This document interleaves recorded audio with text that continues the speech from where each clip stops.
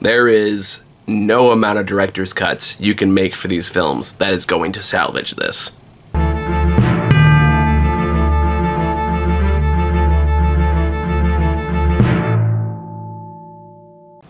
Alright, hey guys, back again with another movie I saw very much out of obligation, which is Rebel Moon Part 2, The Scargiver, which they're very convinced is a cool name, but really isn't. It's the latest film by Zack Snyder, and boy howdy is this movie bad. This was a hard sit, I'm gonna be honest. It's long, it's boring, there's not really an original bone in its body. The characters are bland and lifeless, and it expects you to get invested in things for just because it exists, mostly.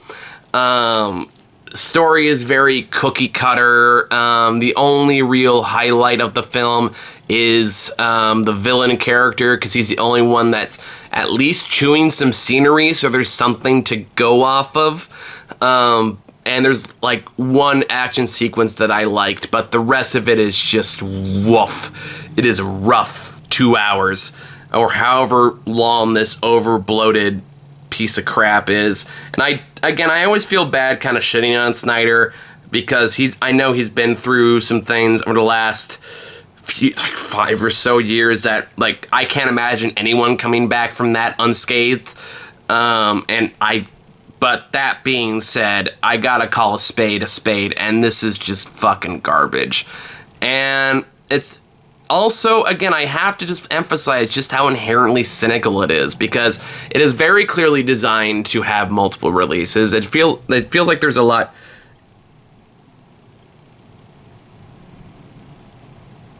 Sorry, I got an email that distracted my attention for a second. I'm sure there's a lot that they cut out or filmed around so they can release a director's cut, which is supposed to be the good version of the film. But the problem with that mentality and the problem with that approach to filmmaking is that means that you don't focus on making what you release good at all. And you're just focusing on your more edgier cut. It just feels like it distracts from providing this with any kind of substance or meaning or value. And it just is like just inherently cynical marketing ploy. They've been bragging about this since the movie was announced that they were going to make director's cut, and even Snyder has gone on a record in saying, like, oh yeah, we did some multiple shots, and one was like, oh, this is for the director's cut, and this is for the PG-13 release, and you can just tell right off the bat that it's just like, it feels like the entire point of this is just to market the name of Zack Snyder and his shtick over actually making the films good, or making them interesting, making them compelling. And I have a feeling that whatever new different footage they shot for this isn't going to be compelling either, because it's not going to be about character, it's not going to be about developing the story, it's just going to be whatever edgy shit that Snyder wants to put in there. That's all it's going to be for. And it's not going to add anything of value, it's not going to provide more interesting character development, because if you couldn't do that in the PG-13 cut, which, by the way, is a very safe place to have character developing moments, then I'm not convinced the director's cut is gonna do it. Like, there are so many moments in this film, but I should probably go over the film plot for those who don't know what this is.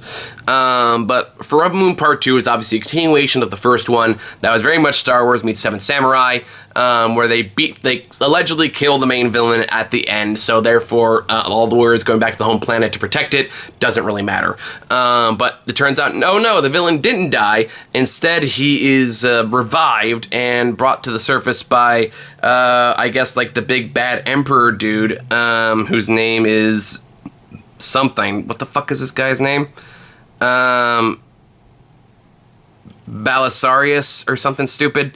Who I guess sees the main character, played by Sofia Boutella, named Cora, as like a daughter figure, and he used to have her like in her service to protect the queen's daughter, like the princess, until he decided to betray the kingship with very stupid looking Illuminati henchmen.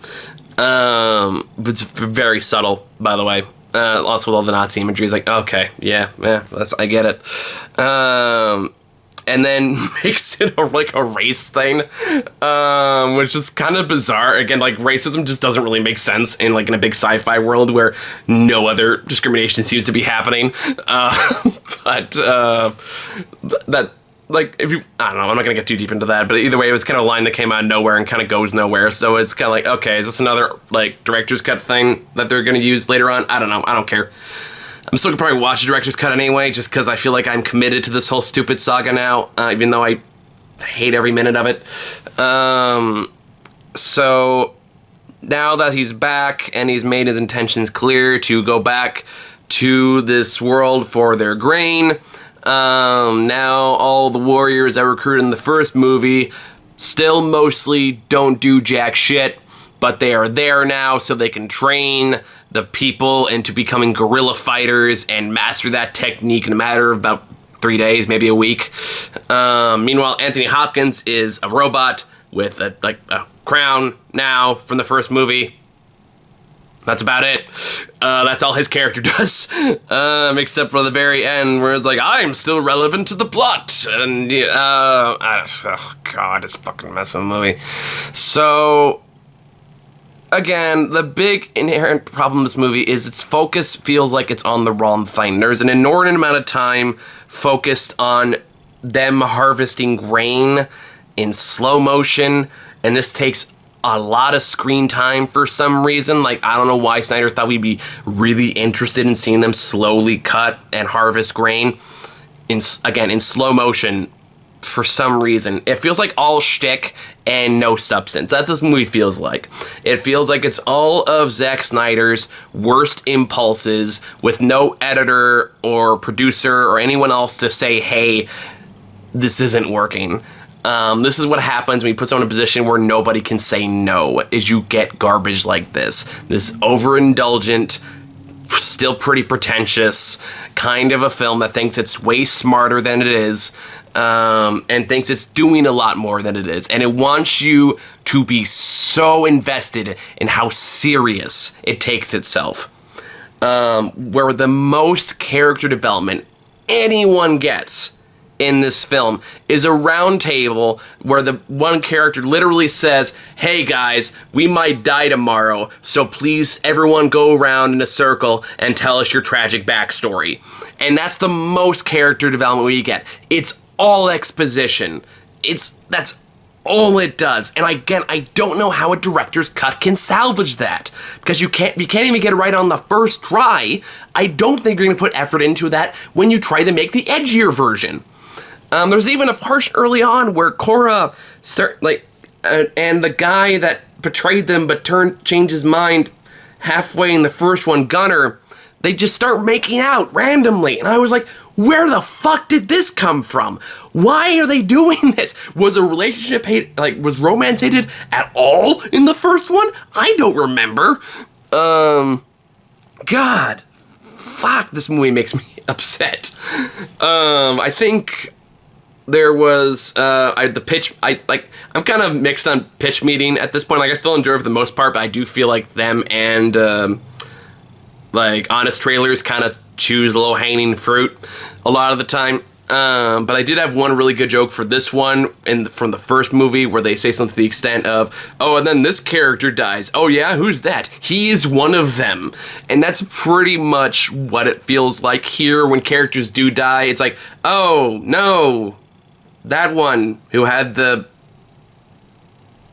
not lightsaber things. I will say, like, the one good action sequence this movie does have is at the climax, where, like, the main mothership is crashing and Cora and the main villain are, like, kind of doing this rock and tumble thing as the ship is tilting. So, like, they're on an inverted angle and they're beating the shit out of each other. I thought that sequence was good. That was, like, one time where Snyder's tricks come into play pretty well. But that's really all I remember positively about this. It's clearly trying to set up more sequels. It's clearly trying to make this into a big franchise thing. And hell, maybe I'm wrong and the director's cut will save these movies, but I don't think so. I think it's too inherently flawed. I think it's too inherently broken to work. And I think somebody needs to just talk some sense into Snyder. I feel like the poor dude has just been kind of losing it the past few years. And again, I don't want to make any assumptions. I've heard like people who interact with him love working with him. I'm sure he's a very lovely man. It's just some of his choices and statements have been questionable at best. So I don't know. I hope he goes back to making at least passable movies. I hope he gets like an editor or a producer who can talk some sense into him about his artistic vision for things. But right now, this is just disappointing because I never used to feel this way about the guy. Like, I liked to love his early work. I still like 300. Watchmen was passable. I mean, it hasn't aged particularly well, but I liked it at the time. I even like Man of Steel. But once Batman vs Superman hit and he got a whiff of that obsessive fanboy Kool-Aid, it just was all downhill from there. And I don't know what happens after that. So, yeah, Rebel Moon Part 2 Scargiver. Fucking bad. So, next one on my list that I'll probably upload the day after this one goes up is the new Planet of the Apes film, which one I'm actually excited to talk about. So, I will see you all in that one next. Bye.